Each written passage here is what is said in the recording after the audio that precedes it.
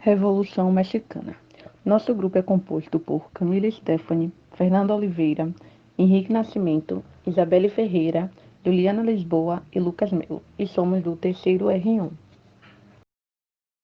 O que foi uma insurreição armada que ocorreu no México de maneira liberal e popular, formada por dissidentes do governo, camponeses e indígenas. Juntou lideranças socialistas, liberais e anarquistas. De maneira geral, foi uma luta pela reforma agrária e pela nacionalização das multinacionais norte-americanas e por reformas eleitorais. Contexto histórico. Durante 1876 a 1911, Porfírio Dias manteve a ditadura militar no país. A última delas ocorreu em 1910, quando o presidente se reelegeu pela derradeira vez e causou uma dissidência entre elites políticas nacionais. Entretanto, as mazelas populares foram agravadas pela crise econômica de 1907. Com o objetivo de ganhar apoio popular, Madero promete realizar a reforma agrária. Em 1913, Huerta aplica um golpe de Estado, subindo ao poder após assassinar o presidente Francisco I, Madero e seu vice. Huerta foi derrotado e deposto em 1914, quando Pancho e Zapata tomaram o palácio do governo e elegeram Carranza como novo presidente. Em 1917, foi promulgada a nova Constituição, que está vigente até os dias atuais no México. Por fim, Zapata foi assassinado numa emboscada em 1919 e Pancho foi morto em 1923. Causas: ligação à exploração capitalista e às injustiças sociais. A aristocracia rural detinha o controle da produção agrícola. Sendo assim, o capitão estrangeiro explorava as minas, os portos e a extração de petróleo. Essa situação foi agravada com Porfírio Dias, pois seu governo intensificou a exploração sobre a população menos favorecida, abrindo o país para o capital estrangeiro, no qual as elites nacionalistas ficaram descontentes.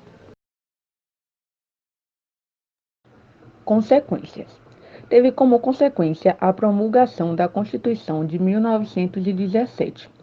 Nessa Constituição tinha o direito de expropriação de terra pelo Estado, o reconhecimento do direito indígena sobre as terras ancestrais, a separação definitiva entre o Estado e a Igreja. Fora da Constituição, houve o enfraquecimento do caudilismo no México. Mesmo com as conquistas, diversos camponeses perderam suas terras após essa revolução. Principais representantes: Emílio e Pancho foram um dos principais representantes. Eles iniciaram a luta contra Madero, conseguindo tirá-lo do poder e derrubando seu sucessor. As ideias de Zapata sobreviveram e inspiraram o zapatismo e a criação do Exército Zapatista da Libertação Nacional. Fim da Revolução. A revolução ganhava força enquanto as elites agrárias tentavam reorganizar o cenário político nacional. Porém, a morte de Emiliano e Pancho causou o desmembramento de classe subalterna mexicana, dando fim ao processo revolucionário. Relação com o presente.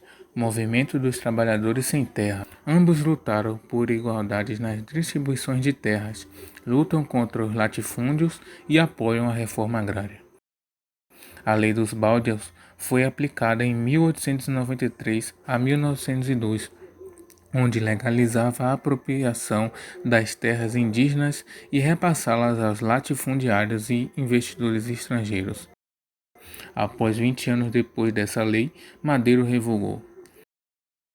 Sem condições de concorrer com a produção feita nos latifúndios, vários tiveram que vendê-las aos grandes proprietários. Sendo assim, no Brasil a reforma agrária nunca teve efeito, já que ainda existe grandes latifundiários no país, o que evidencia a desigualdade social. No entanto, em 1984, com o processo de redemocratização brasileira, foi possibilitando a emergência de movimentos socialistas. Vamos relacionar esses dois movimentos populares com as lutas sociais que prezam por igualdade e o direito constitucional de moradia. questão agrária no Brasil. Com o descobrimento em 1500 até 1822, as terras brasileiras foram controladas pela coroa portuguesa, que repassava o direito de uso da terra de acordo com a confiança. A distribuição de terras foi utilizada como meio de ocupar áreas desabilitadas e visar a produção de produtos tropicais, podendo relacionar a Revolução Mexicana com a forma agrária no Brasil, pois ambas procuravam reivindicar o direito às terras, sem interferência do governo.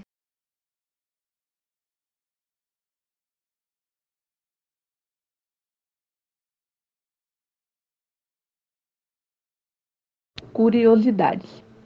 A Revolução Mexicana foi um dos principais temas do movimento artístico chamado muralismo mexicano. A partir da década de 30, as elites políticas cristalizaram os ideais revolucionários no Partido Revolucionário Institucional. Até os dias atuais, Emiliano Zapata é um dos mexicanos mais conhecidos.